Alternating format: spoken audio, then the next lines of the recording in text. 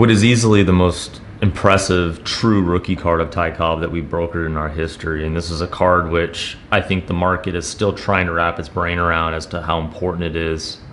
This concept of a rookie card from the pre-war era is kind of a term that's used lightly. There aren't that many true rookies from the pre-war era, just because productions were so scarce.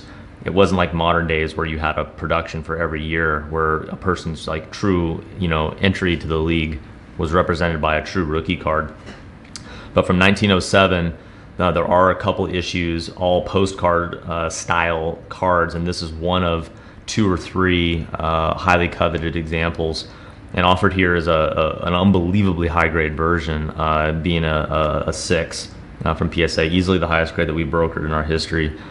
I think the thing that we want to emphasize is that you look at a comparable, which is the 1925 exhibit Lou Gehrig card, which historically was always a valuable card in its own right, but in recognition of it being Lou Gehrig's true rookie card, with the recent ascent of trading cards as an investment medium, that card saw a meteoric rise in value. It was a $5,000 or $10,000 card, quickly became a $100,000, $200,000 card, simply because of the recognition this is truly the rookie card of Lou Gehrig. The same opportunity, I think, lies in this Ty Cobb issue. To say there aren't enough to go around is laughable. There's only a few high-grade copies for the whole world to share. How this card doesn't rise to become a multi-six-figure card, it's hard to fathom. So it does take a little forward thinking to see this card rise into that level, but it's just right around the corner. Rationally speaking, this is a card which should be worth multiples of what the current market is, in our opinion. And we encourage investors to take a close look. This is just not something you see come up very often, and as it sits, it just has an awful lot of potential from an investment perspective. Aesthetically speaking, being a 6, what we have is a little bit of wear to the periphery, a very subtle surface wrinkle in this upper right. Other than that, surfaces are great. These postcards from this era, they have this black backdrop, which is very fragile. It's susceptible to wear.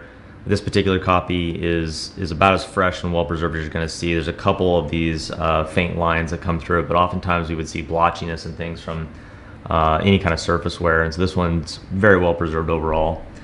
The corners are square, just little bits of bumping and wear to the extreme periphery. As I mentioned, this upper right, a little bit of wear. It's hard to see. There's this faint wrinkle in the enamel of the surface area up here.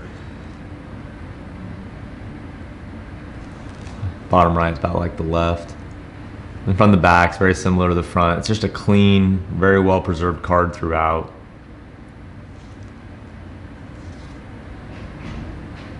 It's hard to believe it's 110-year-old card, this well preserved. It's easily one of the finest copies in the world, easily the best copy we've brokered.